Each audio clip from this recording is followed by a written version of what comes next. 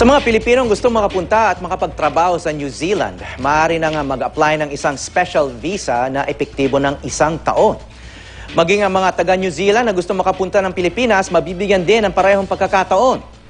Yan ay sa ilalim ng ipatutupad na Working Holiday Scheme ng gobyerno ng Pilipinas at ng New Zealand simula bukas, February 5. Ang mga aplikante ay dapat nasa edad 18 hanggang 30 taong gulang.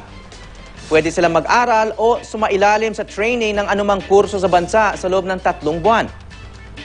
Sa mga gusto naman magtrabaho, binibigyan sila ng 1 taon pero hanggang 3 buwan lamang kada employer. 100 Pilipino at 100 taga New Zealand lang kada taon ang mabibigyan ng special visa.